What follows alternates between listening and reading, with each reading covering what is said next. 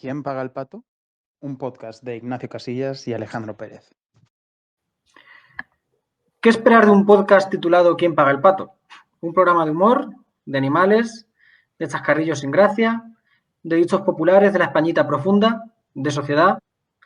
Probablemente ni los promotores de este programa tengamos claro en qué acabará convertida esta idea, pero sí sabemos con quién queremos empezarla, y es con vosotros y vosotras, los que por alguna extraña razón habéis decidido invertir vuestro tiempo en escuchar nuestras voces en vez de la de, qué sé yo, Iker Jiménez.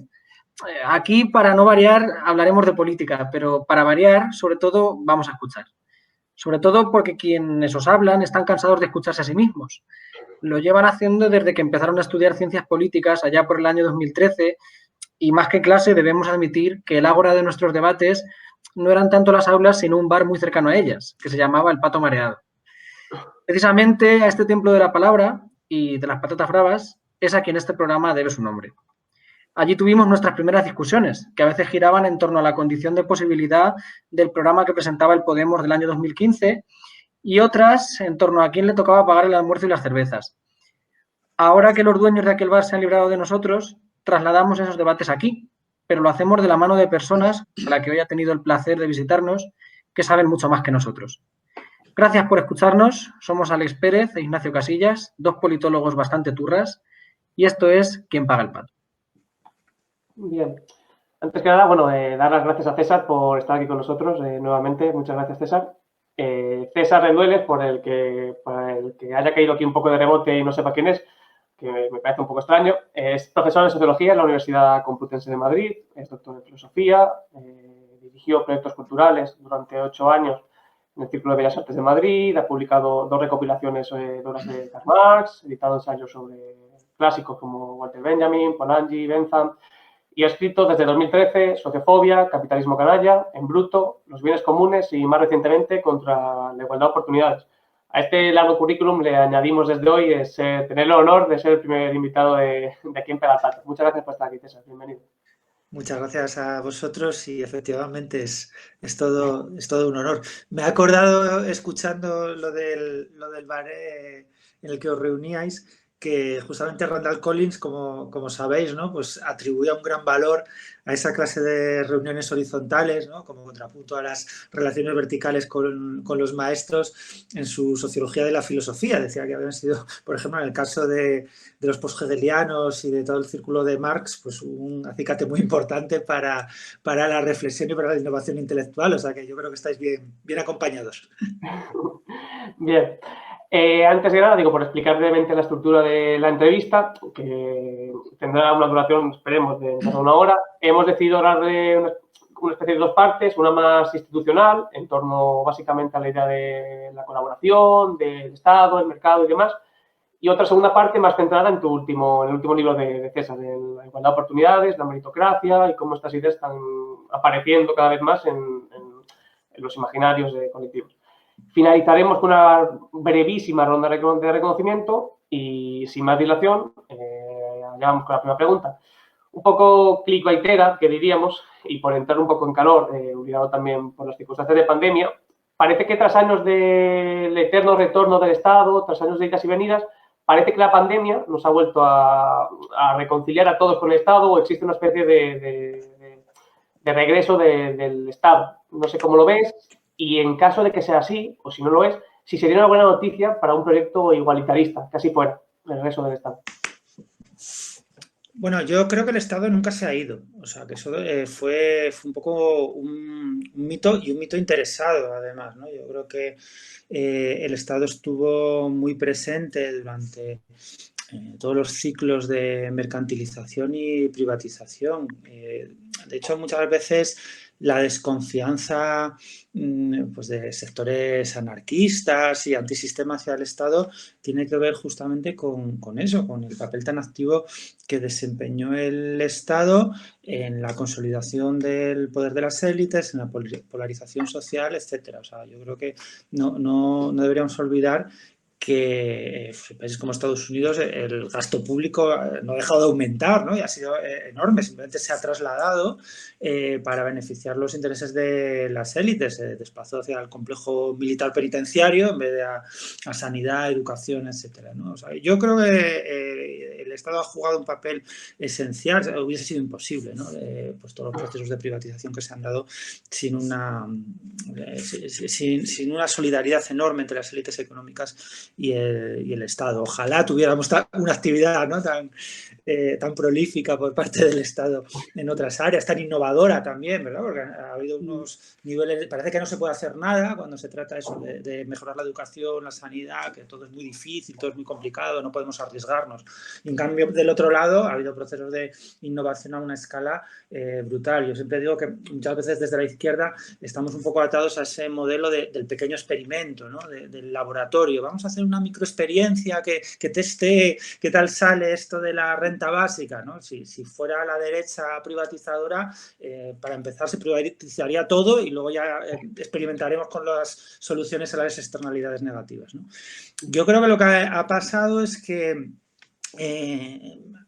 se ha venido abajo, en todo caso, la ficción de que el Estado se había retraído o estaba en trance de desaparición, tanto el Estado como institución como los Estados-nación. Yo creo que eso es algo que empieza en 2008, que es ese momento en el que empieza a descomponerse, al menos no de facto, pero sí de jure, el neoliberalismo, ¿no? Como proyecto que durante 30, 40 décadas fue muy, muy hegemónico, y empieza a aparecer pues, el Estado como un actor que ya no desde la trastienda, ya no desde detrás del escenario, sino muy abiertamente se necesita su intervención. Yo creo que la pandemia ha sido como ya el martillazo definitivo en ese proceso.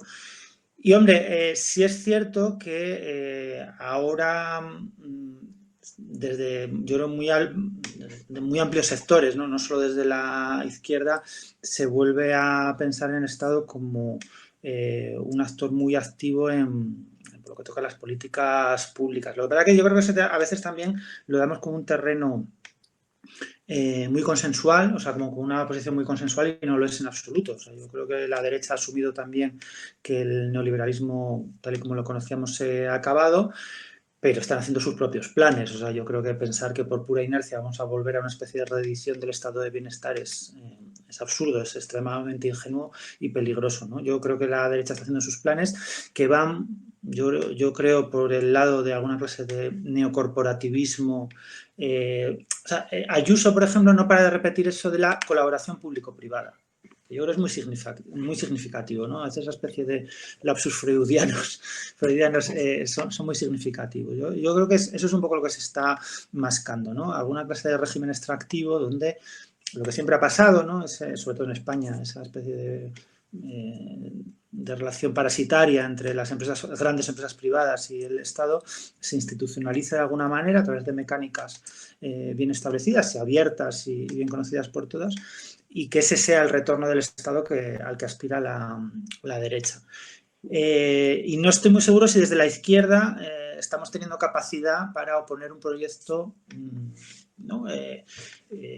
Que confronte ese neocorporativismo de la derecha. Porque, bueno, hay llamadas nostálgicas al estado de bienestar que yo creo que tienen, francamente, muy, muy poco futuro. O sea, eso es algo que, desgraciadamente, no creo que vaya a pasar.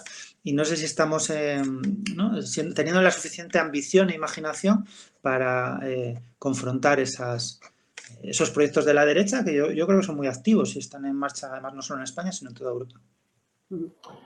Hablabas además de la crisis, digamos, que cómo reconfiguró el papel del Estado, y a nosotros, yo creo que procedemos, digamos, de una tradición vinculada a la gestión pública, es decir, como que me parece muy sugerente la idea que tienes en tus libros, en tus artículos y demás, sobre cómo desvincular, claro, lo público de lo común, que no necesariamente, es decir, lo institucional público, el Estado, digamos, a nivel burocrático, y la idea de lo común.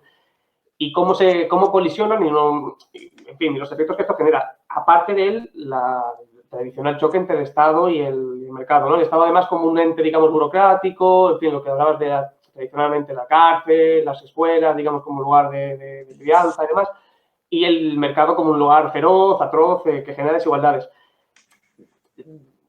Venido a este debate, me ha dado un poco también por revisar, digamos, por ejemplo, tu libro con Subirats, por ejemplo, de de 2007, que me ha hecho gracia porque, claro, es de 2007, pero es cierto que parece que está escrito hace 200 años, porque es verdad que los años me han pasado, digamos, han caído como piedras. Y en ese libro yo creo que reivindicáis en cierto modo, ¿no?, una especie de cultura cooperativa al margen de las instituciones o utilizándolas, digamos, para fomentar estas cooperaciones. Claro, sucede que realizando este balance da la sensación de que hay una especie de como refrito de ideas muy viejas que parecen muy nuevas, ¿no? El tema de las cooperativas, de las escuelas de enseñanza y demás, muy vinculadas a las clases medias, y luego una suerte de experiencias, y ya acabo la demostración, del tema de la economía, por ejemplo, colaborativa, de cómo terminó fracasando, el tema de Internet, que todos teníamos muchas esperanzas y terminó siendo un fracaso. Da la sensación de que el mercado lo ha canibalizado todo. Y aquí viene la pregunta. ¿Existen instituciones comunales que, digamos, que mantienen su autonomía frente al Estado? Es decir, digamos que frente al mercado, disculpa. Es decir, parece que el mercado se ha comido todo. No sé si qué queda frente a ello. Y de cara al futuro, por mirarlo con positivismo, si podemos imaginar nuevos espacios de colaboración o digamos que ya está todo dado y solo queda luchar por los sindicatos y los partidos políticos y un poco más. Sí, es una excelente cuestión.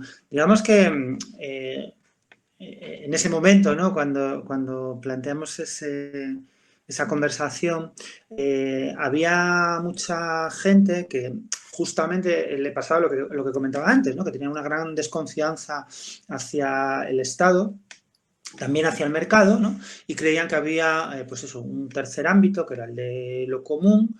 Se decía mucho, había un lema, ¿no?, que era ni público ni privado, común. Y en ese sentido, bueno, pues se inspiraban en toda clase de experiencias, normalmente remotas, de sociedades más o menos tradicionales. Entonces, bueno, mi objeción primera era muy elemental, ¿no? Era, bueno, pues está por demostrar que esa clase de experiencias pueden ser una fuente masiva de servicios públicos universales en una sociedad compleja, de masas, industrial, etcétera, ¿no? Y francamente no veo cómo, ¿no? De hecho, más bien, desde cierto punto de vista, se podría pensar que las instituciones públicas son la forma en la que las sociedades modernas han reformulado la tradición de los comunes, ¿no? Que es esa la forma en la que en sociedades bueno, pues individualizadas, mucho más líquidas, móviles, grandes y tal, pues se ha reformulado esa preocupación por el cuidado común, ¿no? Y yo también planteaba que esa identificación del Estado con la opresión, la burocracia en su peor sentido, etcétera, era una visión bastante limitada, ¿no? Porque bueno, existe, digamos, todo un gradiente de bueno, pues de organización de las instituciones públicas que van desde experiencias más democráticas a otras muy panópticas y autoritarias, ¿no? Y yo creo que desde entonces un poco lo que ha pasado es justamente esto, que desgraciadamente yo siempre me arrepiento mucho de tener razón porque soy bastante pesimista, entonces me da mucha rabia, prefiero equivocarme casi siempre porque eso significa que las cosas van mejor de lo que yo me imaginaba, ¿no? Yo creo que a menudo lo que ha ocurrido es que esas energías colaborativas comunitarias no institucionalizadas han sido absorbidas por el mercado.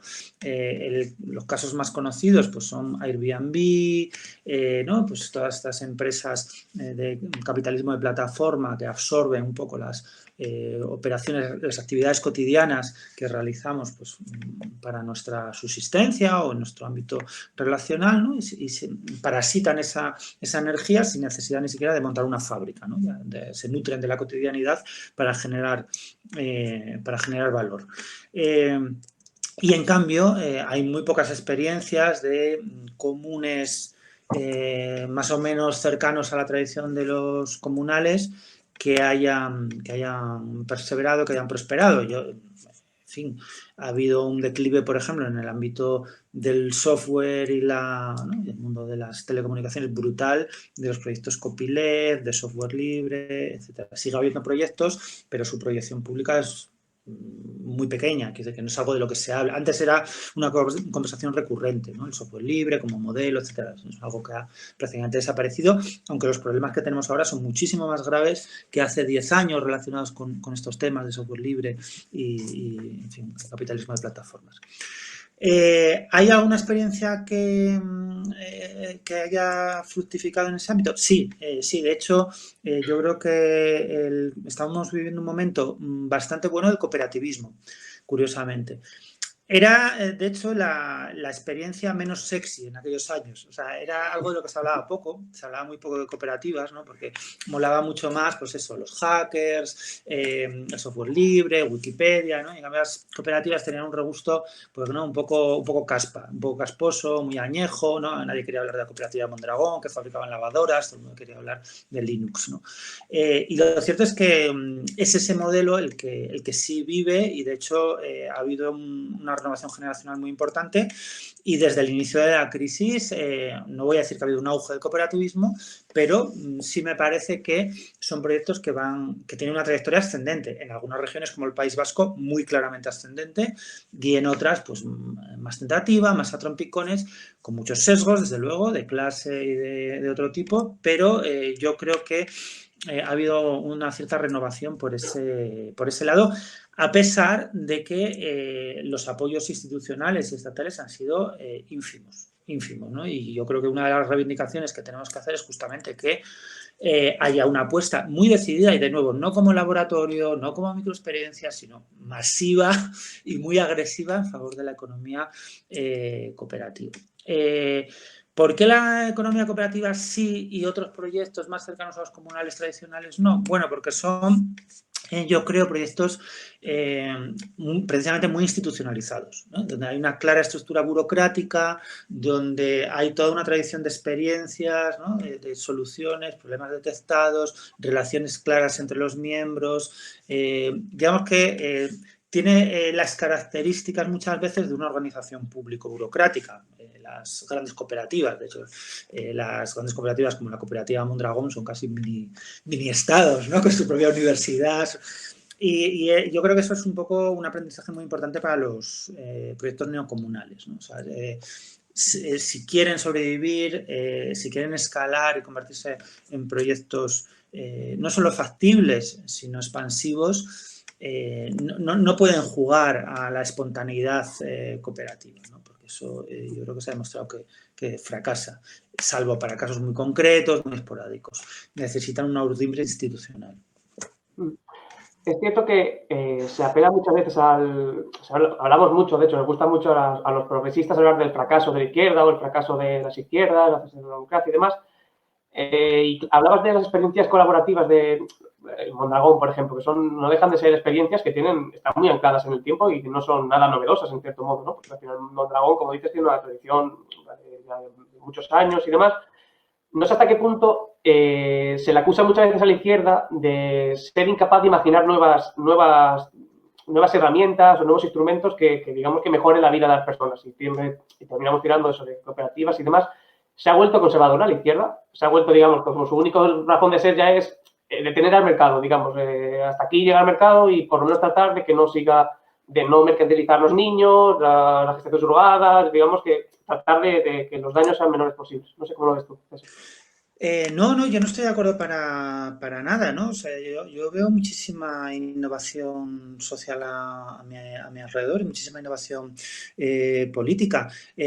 Hombre, yo creo que lo que no se puede pedir es una especie de adanismo permanente. Eso es absurdo, ¿no? Y de hecho, a mí siempre me llama la atención las exigencias que se hacen a la izquierda que nunca se hacen a la derecha, que básicamente maneja un invento de hace pues 200 o 300 años, que es la utopía del libre mercado, y solo tiene esa, y no hay más, ¿no? Eso es todo lo que hay, bueno, y nuevos mercados especulativos, pero que son básicamente reinvenciones de lo mismo. Yo veo todo lo contrario. Casi yo creo que hay demasiada imaginación política, o sea, demasiado intento de reinvención política y a veces muy poco aprovechamiento del bagaje pasado. Parece que estamos teniendo que reinventar permanentemente la universidad, ¿no? Por ejemplo. O sea, la universidad funciona muy bien, es que es un invento que ¿no? Desde hace 500 años pues funciona, o sea, produce científicos, produce técnicos, produce empleados públicos de todo tipo, produce conocimiento, funciona muy bien. No tenemos por qué estar reinventando cada generación la universidad, porque además hay muchas universidades, hay muchas institucionalidad diferenciada de la que podemos tirar para reformarla, ¿no? Y aún así yo veo mucha innovación. Pues pensad, por ejemplo, por mencionar un campo del que seguro sabéis muchísimo más que yo, ¿no? O sea, por lo que toca a democracia deliberativa, o sea, lo que se ha escrito, lo que se ha imaginado, lo que se ha puesto en práctica, se ha experimentado, es infinito. O sea, infinito. Es que casi el problema es el contrario, que no sabemos muy bien dónde elegir. O sea, si ahora quieres poner en marcha una experiencia de democracia deliberativa, el problema es que tienes que leer tanto que es que casi no puedes empezar, ¿no? Yo, en todo caso, otra cosa diferente es cierto, cuando yo mismo he hablado de pérdida de imaginación política, pero no es tanto porque no haya un bagaje, un acervo suficiente de conocimientos, experiencias, sino es cierto pesimismo o timidez política, ¿no? O sea, lo que somos incapaces es de imaginar que todo eso que sabemos hacer se va a poner en marcha, va a ser bien aceptado y se va a generalizar, se va a universalizar. Yo creo que eso es una cosa diferente, es una cuestión más pragmática, ¿no? Pero desde luego a mí me parece al revés, ¿no? O sea, que casi te ves abrumado por la inmensa cantidad de experiencias que conocemos, ¿no? Hablabas de reivindicar, por ejemplo, transformaciones, hablabas digamos, de no sentirnos tan mal, ¿no? A veces con defender lo que hemos hecho ya, con todo el bagaje que tenemos. Y me venía a la cabeza la idea de la familia, que es una institución, ¿no? También que genera, yo creo que mucho. De hecho, yo mismo, preparando la entrevista, no sé exactamente cómo colocarlo, porque es algo que te hace sentir incómodo simplemente hablar de ello, ¿no? Parece que hablar de la familia es como que estoy haciendo algo malo. Y a la vez, digamos que existe una especie de biologicismo aquí, y sí que te quería preguntar al hilo de, como hablando de la familia, que no deja de ser una institución básica, ¿no? De cuidados, especialmente en España.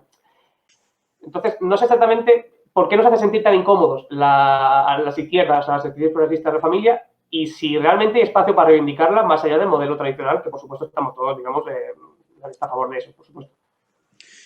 Bueno, yo creo que hay varias razones por las que nos hace sentir incómodo el tema de la familia a las izquierdas. El primero es que efectivamente los modelos familiares en los que nos movemos actualmente, las sociedades occidentales, a menudo son muy tóxicos.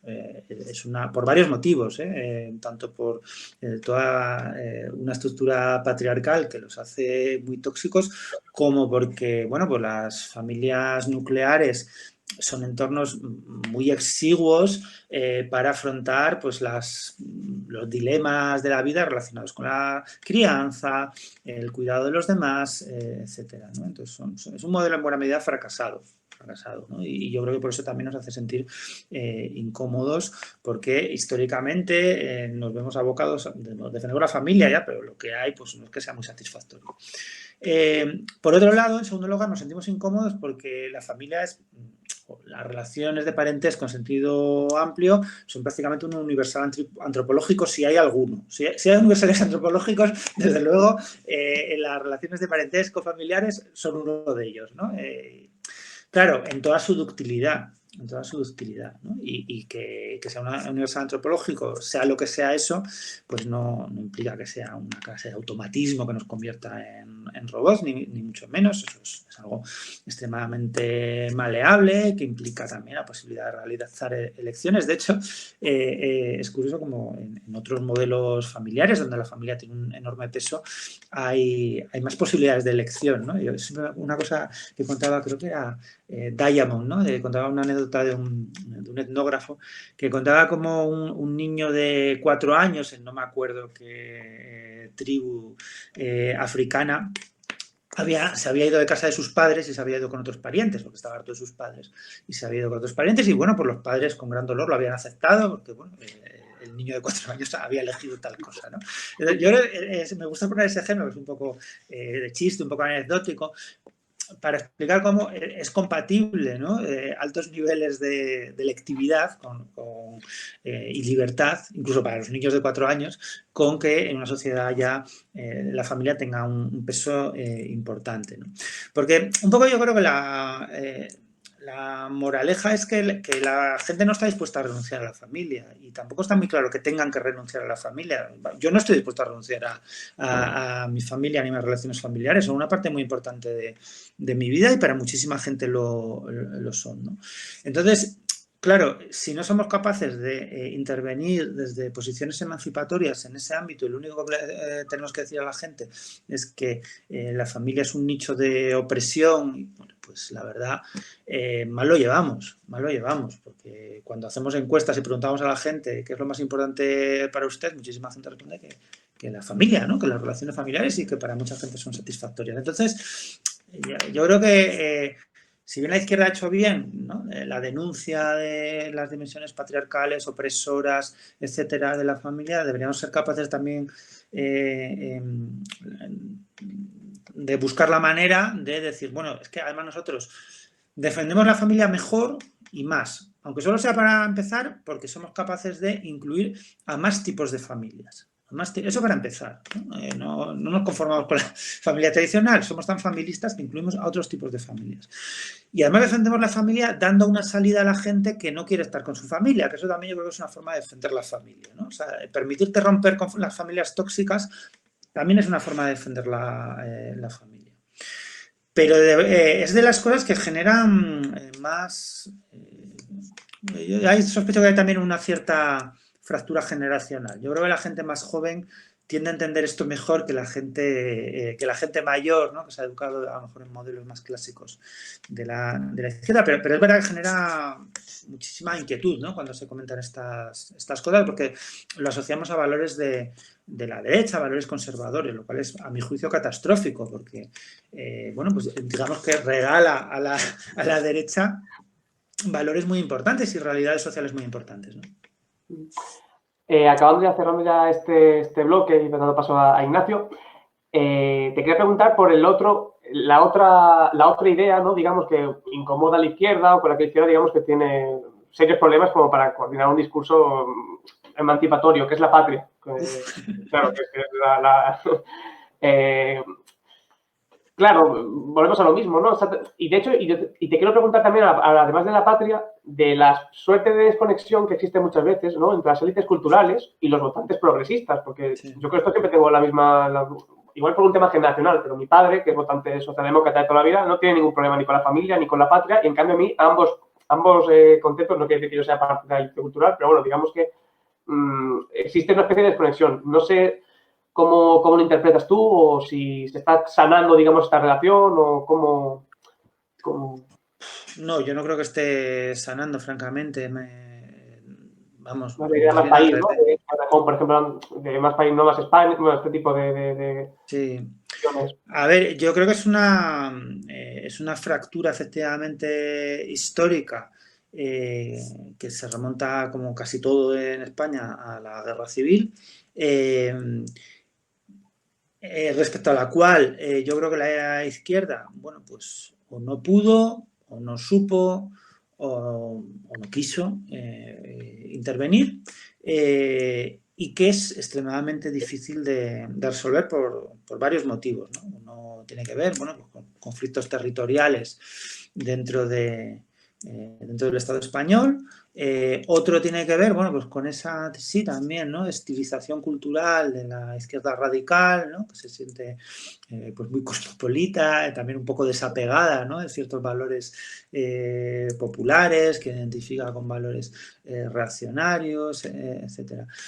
O sea, la cuestión de fondo para mí es en qué medida cierto nacionalismo banal, vamos a llamarlo así, ¿no?, con el término técnico que a mí en su momento me gustó mucho, es necesario para generar una cohesión que acompañe, ¿no?, proyectos de largo recorrido, una cierta identificación, ¿no?, con proyectos políticos de largo recorrido, arriesgados, etcétera, o no, ¿no? O simplemente, bueno, pues la pura solidaridad abstracta, ¿no?, sin simbolismos, etcétera, puede fructificar.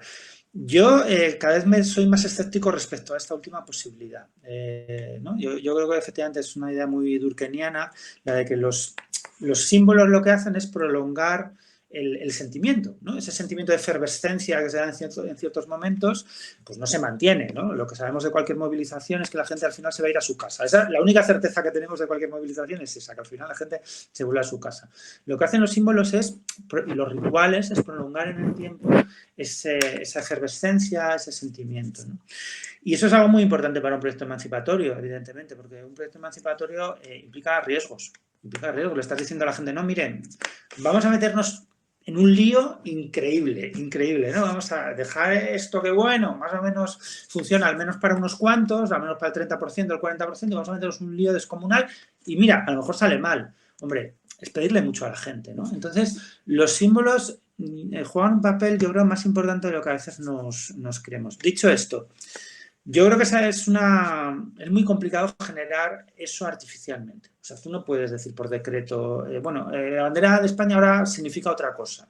Es que las cosas no funcionan así, ¿no? Muchas veces tiene que darse ese momento de alta, ¿no?, energía emocional, ese momento de efervescencia que resignifica esos símbolos y, bueno, entonces ya puedes, pero es una cosa que tiene una magia muy especial que no se puede generar artificialmente. Por eso lo del patriotismo constitucional, bueno, suena muy bien, pero francamente no es una cosa muy emocionante, ¿no?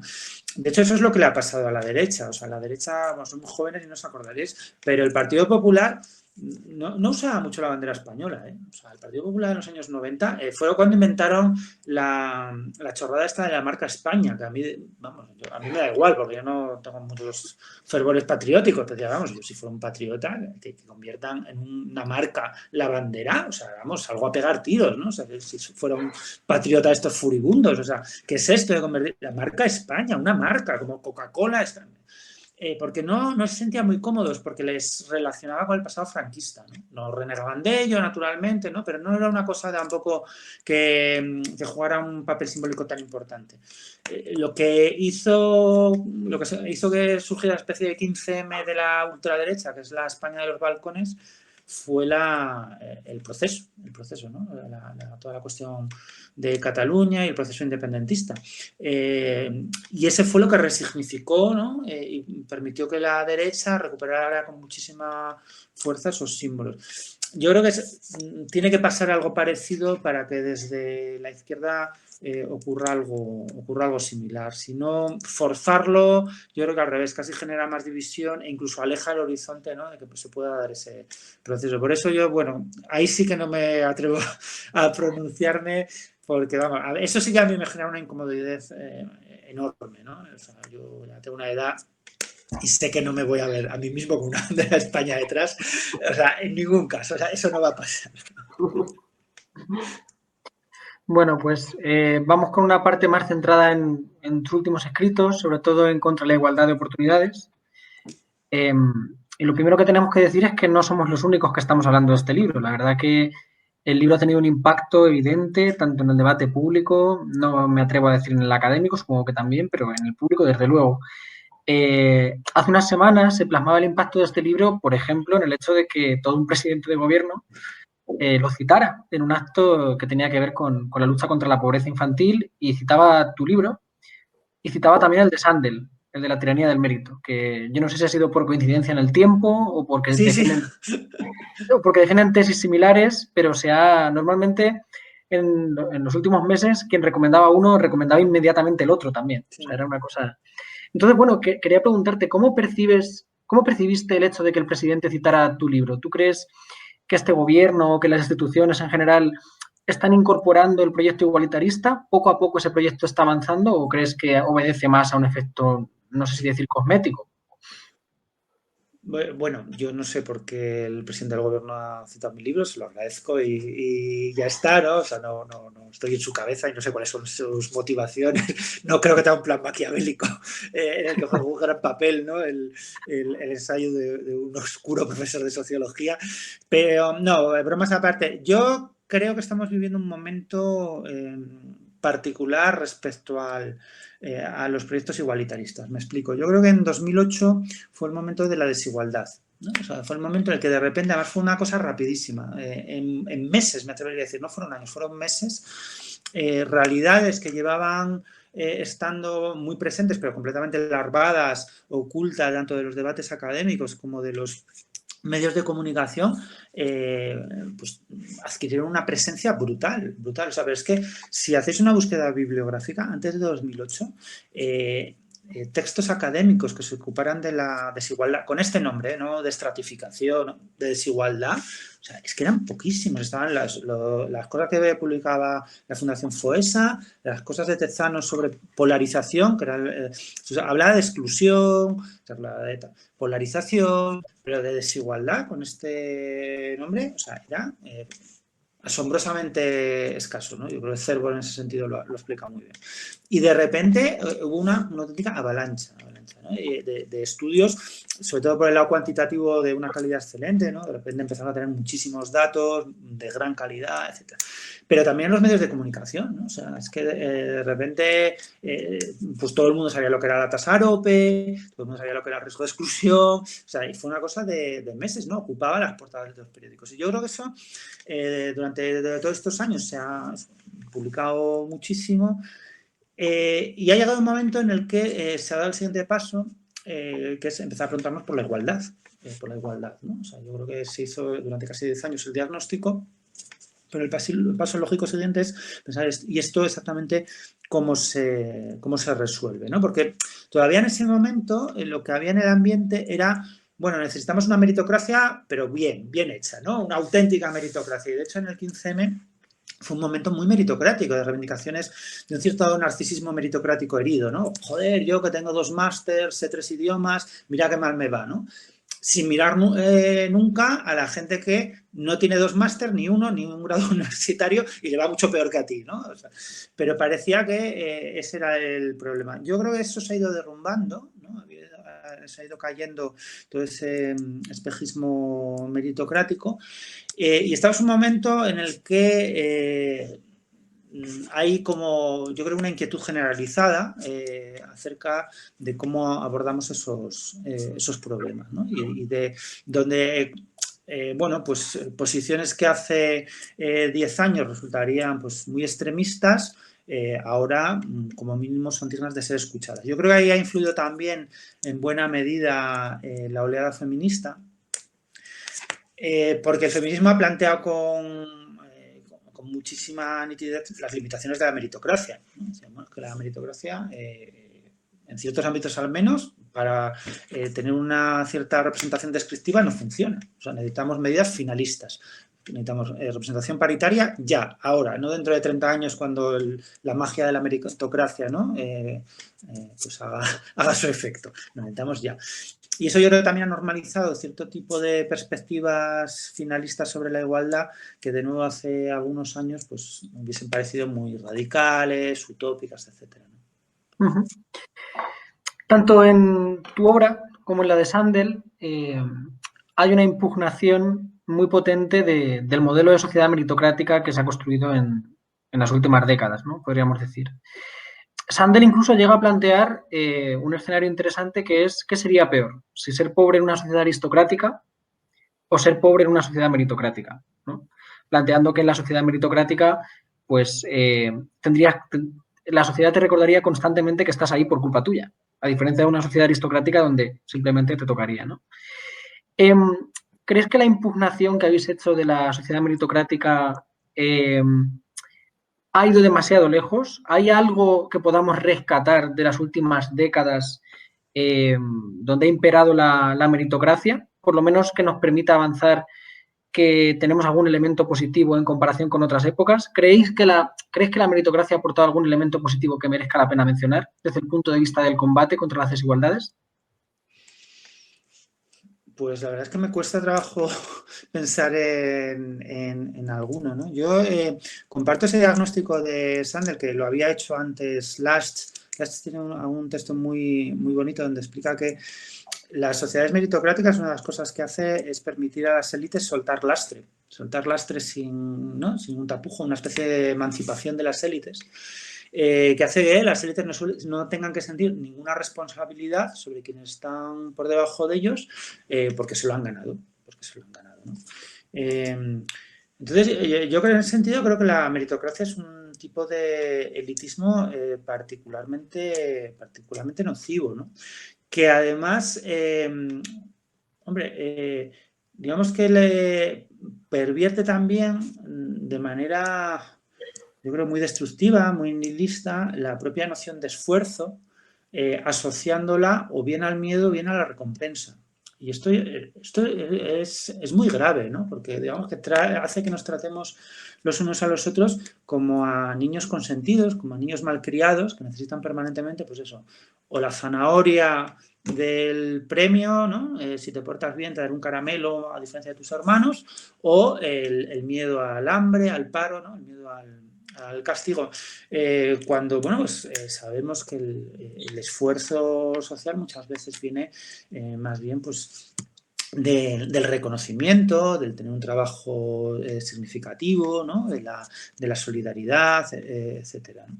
Y en ese sentido la meritocracia me parece muy destructiva, no solo porque no haya funcionado, porque haya sido una mentira, porque realmente la supuesta meritocracia ha sido básicamente un mecanismo, ¿no? de consolidación del poder de las élites, tanto en el ámbito educativo como en el laboral, sino porque incluso cuando si funcionara, ¿no? sería, bueno, básicamente un mecanismo de circulación de las élites, en el sentido más clásico, ¿no? del elitismo de principios del siglo XX. ¿Qué es lo que yo creo que mucha gente identifica en la meritocracia como algo positivo? Es algo completamente distinto, que es un modelo de movilidad social. Y eso sí es positivo, pero un modelo de movilidad social horizontal no tiene nada que ver con la meritocracia. Es decir, algo que yo creo que mucha gente asocia a la meritocracia y no tiene nada que ver con la meritocracia es que si se te da bien, o sea, que tengas la oportunidad, ¿no? de dedicarte a aquello que mejor se te da, con independencia de tu origen social. Yo creo que ese es un valor en que cualquier persona, incluso me atrevería a decir que es un valor muy transversal, ¿no? O sea, que es ni de izquierdas ni de derechas, que es un valor completamente transversal. Y eso no tiene nada que ver con la meritocracia. La meritocracia es que se te recompense en función de tus méritos, ¿no? Obtener recompensas diferenciales respecto a otros. Eso no tiene nada que ver con la movilidad social horizontal. La movilidad social horizontal es que si se te da bien ser ingeniero, puedas llegar a ser ingeniero, aunque tu madre sea fontanera, pero no que ganes más que un fontanero. Son dos cosas completamente diferentes, ¿no? De hecho, una cosa que explicaron, yo creo muy bien, Wilkinson y Pickett en aquel libro memorable, es que hay más movilidad social en aquellas sociedades que son más igualitaristas, que finalistamente son más igualitaristas, ¿no? Y de hecho esta clase de mecanismos de movilidad social, a veces me da un poco de reparo recordarlo, pero funcionaban, por ejemplo, bastante bien en la Unión Soviética, ¿no? O sea, en la Unión Soviética, según cuentan, la verdad es que no soy experto, ¿no? Pero sí que había un esfuerzo, ¿no? consciente de las autoridades por reclutar niños con talento para las matemáticas, para el dibujo, para lo que fuera, ¿no? Incluso las más remotas escuelas de Siberia, ¿no? Y que esos procesos por lo menos estaban en la agenda pública. Así que, no sé, yo creo que me cuesta realmente rescatar algo de la meritocracia como proyecto político. Vale, pues vamos allá con las propuestas que ha hecho la izquierda en la vía igualitarista. En tu libro las analizas y creo que aportas un punto de vista interesante, incluso de autocrítica, desde el punto de vista de la izquierda. Analizas distintas propuestas, como puedan ser la renta básica, como puedan ser la propuesta del trabajo garantizado. Explicas que algunas de ellas pueden conducir, mal aplicadas o no, al debilitamiento del sindicalismo, por ejemplo, cambiando la relación entre capital y trabajo por la relación entre trabajo y Estado, lo cual podría debilitar el sindicalismo. Y a pesar de esas críticas que haces, cuando acabas, dices que la izquierda no tendría por qué descartar estas medidas, pero que sí que tendría que entender que por sí solas no van a componer un proyecto igualitarista, sino que tiene que formar parte de algo más amplio. Entonces yo te pregunto, ¿crees que la izquierda debería empezar a descartar algunas de las propuestas que ha planteado en la última década y centrarse en aquellas que tengan un componente más igualitarista? ¿O todas son válidas dentro de una caja de herramientas de un proyecto igualitarista? Sí, es una pregunta complicada. Es que hace 2 días lo discutía justamente con Margarita León esto.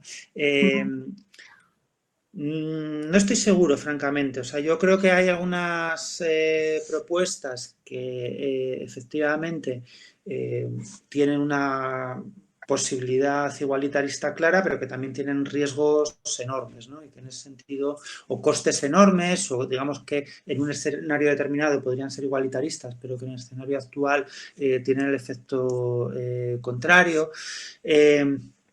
Entonces, no es muy fácil decidirlo, ¿no? Yo creo que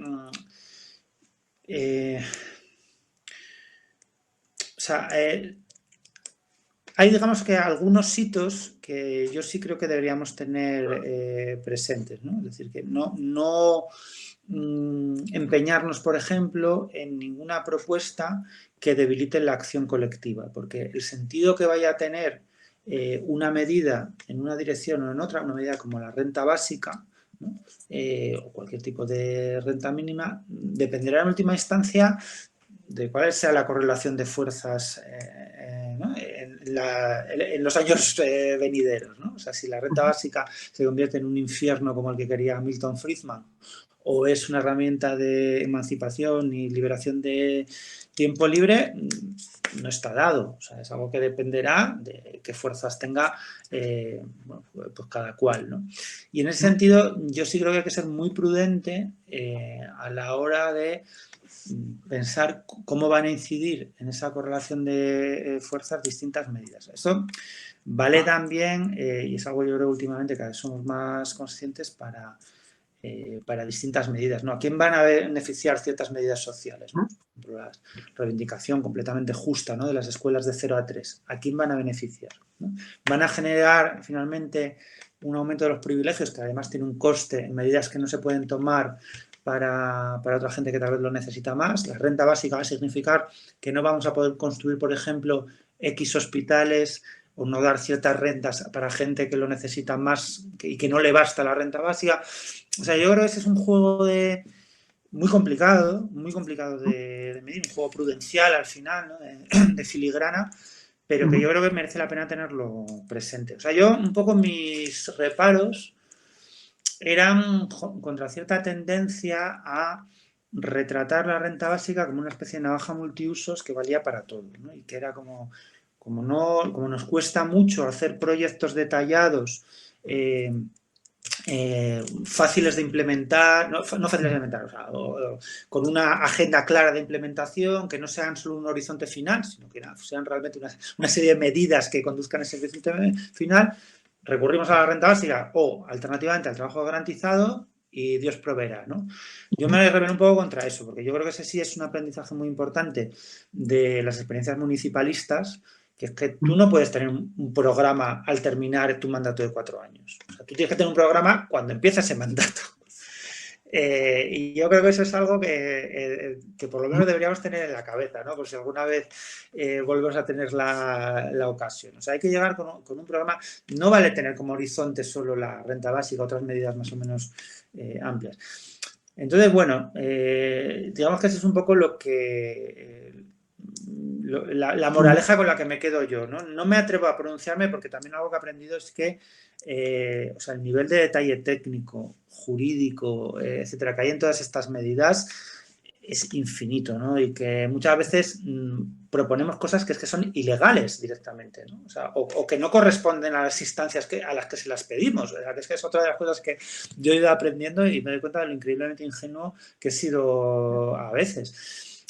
Por eso, bueno, no me atrevería a decir cuál hay que descartar o cuál no, pero sí que tener presente esta prudencia me parece esencial. Vale, por aterrizar el debate, desplazarlo desde las políticas que plantea la izquierda y cuáles se podrían aplicar o no, vamos a analizar las que se han aplicado. Claro, desde la óptica igualitarista, ¿cómo analizarías tú el ingreso mínimo vital? ¿Cómo concibes que fuera una política, por ejemplo, que no contara con ningún voto en contra en el Parlamento, que solo contara con la abstención de Vox? ¿Y qué punto de vista aportas tú a un debate en el que algunos consideran que es algo que nos aleja, por ejemplo, de que en el futuro tengamos una renta básica, porque es todo lo que se puede permitir el sistema, es un punto de llegada, o tú lo concibes como un punto de partida, que hemos roto una barrera importante desde el punto de vista de defender una prestación no contributiva, que en España la mayor parte de las prestaciones son contributivas, ¿Cómo lo consideras tú el ingreso mínimo vital? ¿Un punto de llegada, un punto de partida? Hombre, para mí es un punto de partida, es una conquista enorme. O sea, es que es prácticamente lo único que ha pasado en este país que tiende a revertir o que apunta en la dirección contraria a lo que ha sido la inercia, ¿no? En políticas sociales desde hace 30 años. O sea, es que no ha habido prácticamente otra cosa, digo, a nivel nacional. Sí que en el País Vasco han tenido sus cosas, pero a nivel nacional es la única gran medida, ¿no? Entonces, para mí fue una excelente noticia, eso es una conquista importantísima, ¿no? Que yo lo veo todo lo contrario, ¿no? Que rompe un tabú, o sea, rompe un tabú y del mismo modo que confío en que se lleguen a aprobar limitaciones a los alquileres, porque romperá un tabú, ese es ya todavía más viejo, ¿no? Se remonta al franquismo, que tiene que ver con el mercado de alquiler y romper la inercia a la liberalización que hay, ¿no? Desde hace décadas y décadas. Entonces yo creo que esos momentos son muy importantes, ¿no? Son hitos realmente importantes. Otra cosa distinta es cómo se está poniendo en marcha eso, y yo creo que se ha desaprovechado muchísimo. Por lo que se consiga corregir, que yo confío en que se consiga corregir el disparate que ha sido estos primeros meses de implementación. ¿Hubo una modificación aprobada en el Congreso? Sí, lo sé, ¿no? Yo confío en que se consiga corregir. Pero digamos que se ha desaprovechado, ¿no? Algo muy importante que fuera una medida espectacular, ¿no? Que de repente en muy poco tiempo cambiara la vida de mucha gente que además necesita urgentemente. Entonces yo creo que, bueno, es normal, son cosas que pasan, ¿no? No tampoco hay por qué ser catastrofista, pero sí me da un poco de pena que se haya desaprovechado. Sé que hay muchas teorías conspiranoicas sobre por qué se ha implementado de forma tan deficiente el ingreso mínimo vital, etcétera. Yo no creo en esas teorías conspirativas. Sí, pero yo tengo una opinión de un problema aún mayor, ¿no? Yo creo que es un síntoma de algo gravísimo que nos pasa, que es un déficit burocrático brutal.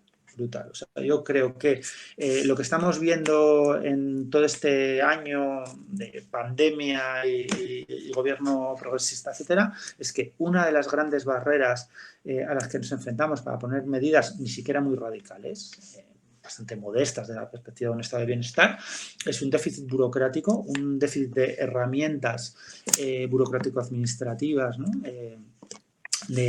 Bueno, pues de toda una cierta organicidad, ¿no?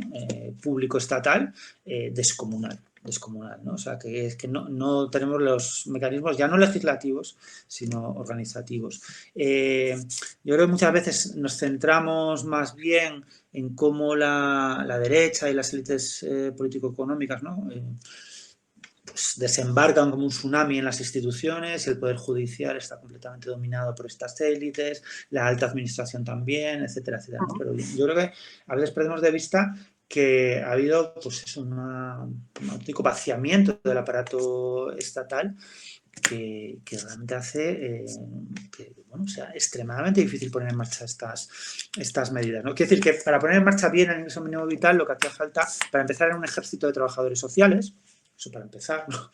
Y seguramente también un ejército de funcionarios que hubiesen permitido, por ejemplo, hacer la justificación a posteriori, que yo creo que es algo que era lo razonable, ¿no? Sobre todo en una situación de emergencia, dárselo a todo el mundo que lo pida y hacer revisiones a posteriori.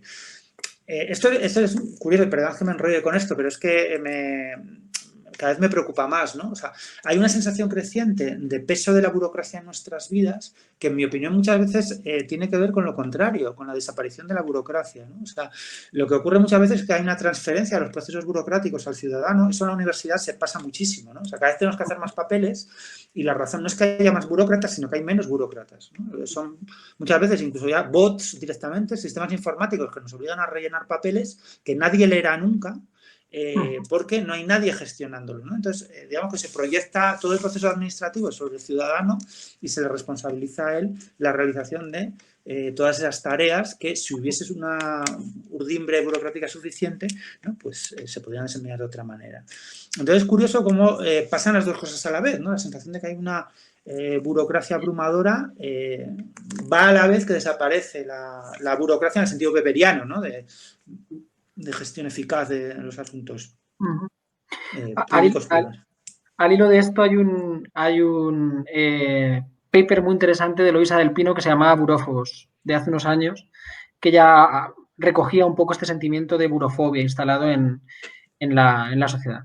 Me lo Y que apunto. de hecho, digo, César también, y de hecho contrasta con, por otro lado, hay con una suerte de corporativismo, ¿no? Es como, digamos que hay dos niveles de administración muy pronunciados, como los burócratas es algo muy aburrido, es un coñazo, y sin embargo luego los profesores, por ejemplo, o otro tipo de estamentos públicos a proteger, digamos que somos muy reacios, por ejemplo, a establecer controles, por ejemplo, que es algo, por ejemplo, que también comentas en muchos de los artículos, ¿no? Que es llamativo, digamos, pues eso, como hay que proteger a toda costa a los profesores, pero sin embargo la burocracia son administrativos, que no sé si es un clasismo o no sé exactamente cómo lo calificaría, porque es muy llamativo.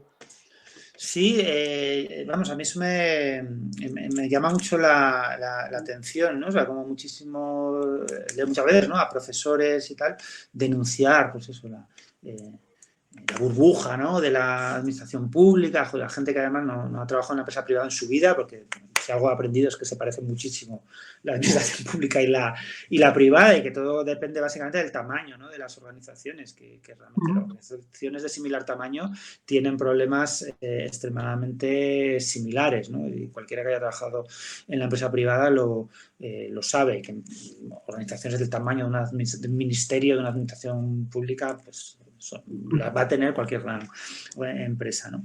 Y de hecho, una de las cosas que me ha gustado leer a la ministra de Trabajo últimamente, una de las muchas cosas que me ha gustado leer, es que se va a empezar a controlar mucho mejor los procesos de subcontratación de las concesiones públicas, que es una cosa importantísima, ¿no? Importantísima, porque yo creo que una de esas vías, ¿no? De desburocratización negativa han sido externalizaciones que no tenían ningún tipo de control, ¿no? Y que generaban subcontratas que al final eran carcasas, ¿no? de grandes empresas que concursaban, que concurrían a los concursos públicos, que no existían, ¿no? Porque son puras plataformas, una vez más, que subcontrataban ad infinitum a otras empresas, normalmente en unas condiciones lamentables, ¿no?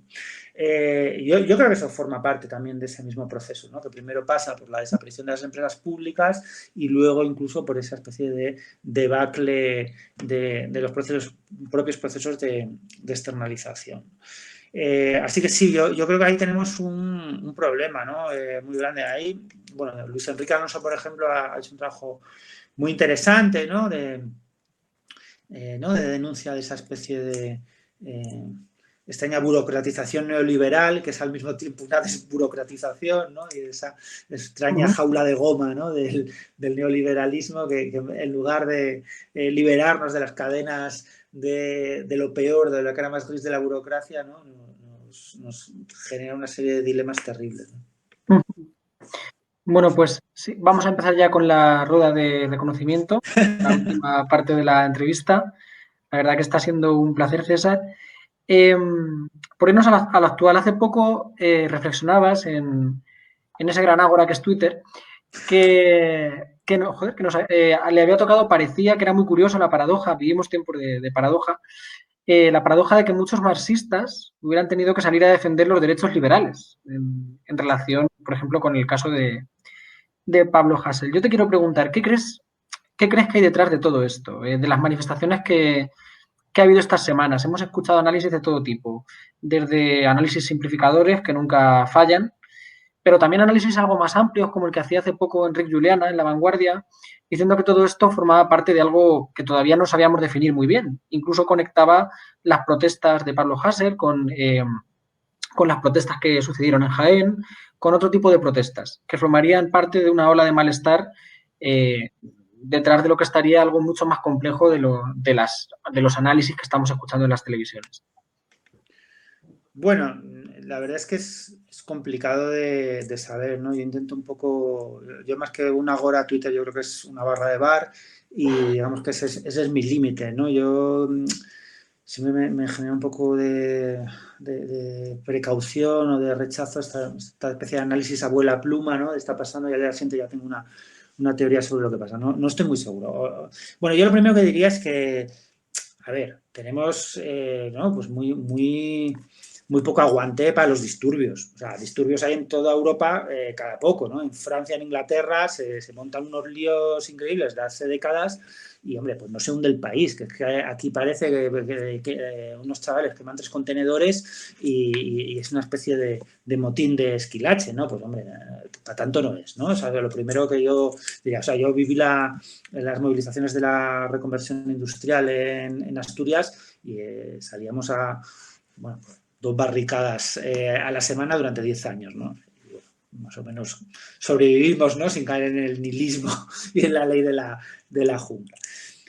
Dicho esto, en segundo lugar, yo creo que, bueno, seguro que hay un malestar de fondo tal, pero en primer lugar habrá que reconocer que yo creo que sin entrar a discutir los medios, el fondo está plenamente justificado, ¿no? O sea, este país tiene un grave problema con la libertad de expresión, un gravísimo problema, y no es de ahora, llevamos en un ciclo de aumento de la represión y con leyes cada vez más represivas, vulnerando derechos fundamentales. Recordemos, ¿no?, que son leyes que se aprobaron explícitamente para contener el malestar social y la protesta social a raíz del 15M. Son leyes inspiradas en las leyes creadas en el contexto de la lucha antiterrorista, ya en aquel momento, en mi opinión, extremadamente cuestionables y negativas, pero que el gobierno de Rajoy puso en marcha explícitamente para contener el malestar y la protesta y la movilización que surgió del 15M. O sea, la ley Mordaza surgió así. Entonces yo me gustaría dejar eso claro, ¿eh? O sea, porque yo creo que en todos estos análisis como de largo recorrido y tal, a veces perdemos de vista que esos jóvenes están, en primer lugar, denunciando un escándalo, un auténtico escándalo democrático, como es el encarcelamiento de un tipo seguramente muy poco simpático por escribir unos tweets. Y que eso no es nuevo, sino que llevamos años y años padeciendo esos problemas. ¿Existe un malestar generacional? Hombre, a mí me preocuparía que no existiera, francamente. O sea, a mí me preocuparía mucho vivir en una sociedad en la que jóvenes que se asoman a una brecha generacional cada vez más profunda, donde muchísimas políticas públicas los usan como cabeza de turco, ¿no? y los usan como lastre, ¿no?, que se puede uno desprender y que se enfrenta a una situación terrible, pues no sintieran como mínimo un profundo malestar. Pues ya me preocuparía lo contrario, ¿no? Está por ver en qué se plasma todo eso, ¿no? Si de ahí sale efectivamente pues un proceso de movilización política y organización política fructífero o no. Y de nuevo ahí, bueno, pues hay cierta magia, ¿no?, cierta alquimia que es muy impredecible y que nunca sabes muy bien por dónde va a salir, ¿no? Antes del 15M hubo muchos procesos que, pues yo recuerdo, hubo de vivienda y hubo muchas movilizaciones que parecían que podían dar lugar a algo así y no pasó nada. Y al final fue con algo tan tonto como la ley Sinde, de donde concentró todo ese caldo de cultivo y dio lugar al 15M. De hecho, la siguiente palabra, digamos, en esa palabra de conocimiento es, te van a preguntar muchas veces, de hecho, seguramente por el 15M, pues estamos en el 10º aniversario y además es en apenas 3 meses y para muchos de mi generación, pues evidentemente es un símbolo de socialización, de politización y de transformación. Sin embargo, cuando hablo menos entre mis compañeros, que somos muchos de entornos politizados y demás, hemos acabado bastante decepcionados, ¿no?, con los efectos del 15M, o quizá esperábamos más, o no sé si hay una especie de idealización de lo que sucedió en aquellos años. Después de 10 años, con lo que nos ofrece todo esto, está en el gobierno un partido que nunca está, un partido de izquierdas del PSOE. ¿Cuál es el balance de estos 10 años? Se ha hablado mucho, por ejemplo, también del 15M de derechas, ¿no?, de esto de los pequeños balcones, ahora con el movimiento de YouTube de gente muy de derechas. ¿Cuál es el balance de estos años?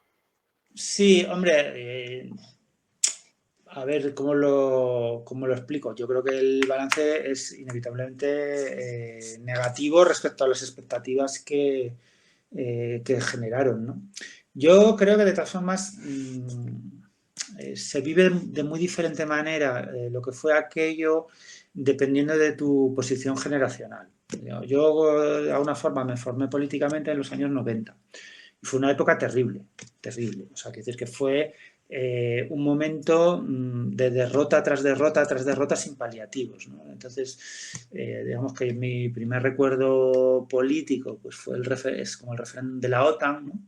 Que se perdió, la derrota del sandinismo a nivel internacional y de ahí en adelante, ¿no? Entonces, claro, para esa generación que es la mía, el 15M fue una cosa muy mágica, porque de repente, por una parte, nos obligó, ¿no?, a repensar muchas de nuestras posiciones y nos obligó porque vimos que era posible encontrar un lenguaje, unas prácticas que hicieran esas posiciones ampliamente compartidas, al menos a nivel discursivo, al menos a nivel discursivo.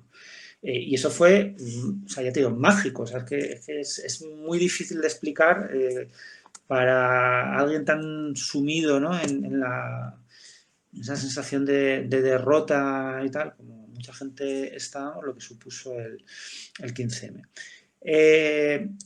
Claro, eso tuvo el recorrido que tuvo. Yo creo que sí hubo un momento en el que eso tuvo posibilidades de llegar a cuajar, no fue así. Y, bueno, pues, ¿qué se le va a hacer? Otra más, ya volvamos a intentarlo, ¿no?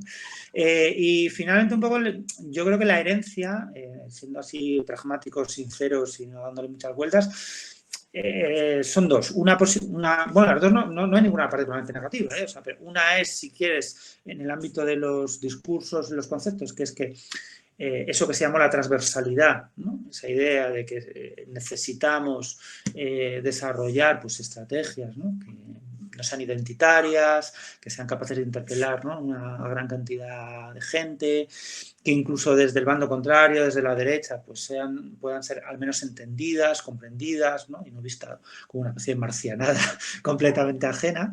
Esa es una. La otra consecuencia es que, bueno, el 15M seguramente aceleró o dio un toque especial a algo que hubiese discurrido de otra manera en otras circunstancias, que es una transición generacional entre la izquierda y la política. Yo creo que para eso ha servido. No sé si es servir la palabra, ¿no?, pero lo que ha generado es una cierta transición generacional que, en lugar de darse en el interior de los aparatos de los partidos con cierta normalidad, se dio de una forma muy excepcional, con la creación de un partido nuevo, en el caso de Podemos, y con la tumultuosa trayectoria de Pedro Sánchez en el caso del Partido Socialista, en el caso de Izquierda Unida, bueno, de una manera todavía más tumultuosa. Eso es interesante, porque digamos que tiene que ver también con el hecho de que la cuestión generacional cada vez tiene más peso en la sociedad española, ¿no? Muchas veces los conflictos de clase en nuestro país muchas veces se expresan a través de dinámicas generacionales, que es una cosa muy peculiar, ¿no?, también. Pues vamos ya, si quieres, Alejandro, con la última palabra de la rueda de reconocimiento. Nada, te queremos preguntar, esta ya, digamos, más de forma informal. Te hemos contado, digamos, qué explica que estemos aquí, el pato mareado y demás, y intuimos que todo el mundo, independientemente de dónde venga, de su generación o de sus mitos, tiene un pato mareado. Con lo cual, la pregunta es obvia: ¿cuál es el pato mareado? El sitio donde César Rendueles tomaba algo, si es que lo hacía, seguro que sí, en su adolescencia, en su postadolescencia. A ver, digamos el que más influyó en mi formación y en cómo soy ahora, ya no es en la posadolescencia, ya era pues, con mis buenos 23 años, fue la Dinamo. La Dinamo fue un proyecto muy ambicioso y pues eso, completamente fracasado, como no podía ser de otra manera, que pusimos en marcha alguna gente en Madrid, que incluía pues una revista, una editorial y también un local que tenía bar y bueno, donde organizábamos también conciertos, conferencias, etcétera. Entonces, bueno, fue un espacio al que dedicamos muchísimo tiempo y donde pues también eso, tuvimos infinitas y a veces muy encendidas discusiones, ¿no? porque bueno, en mi adolescencia fue más bien en Gijón y es algo ya tan antiguo que no merece la pena ni recordarlo, ¿no? Pero en cambio sí recuerdo como algo importante para mí, porque tenía una cierta dimensión también pragmática, no solo discursiva, no solo teórica, sino que eran muchas discusiones que tenían que ver, bueno, con cómo hacer, ¿no? Y en ese sentido para mí fue muy importante la Dinamo. Pues nada, César, ha sido un verdadero placer que estés aquí con nosotros y nada, muchas gracias por todo. Muchas gracias a vosotros, que ha sido muy interesante. Gracias. Un abrazo.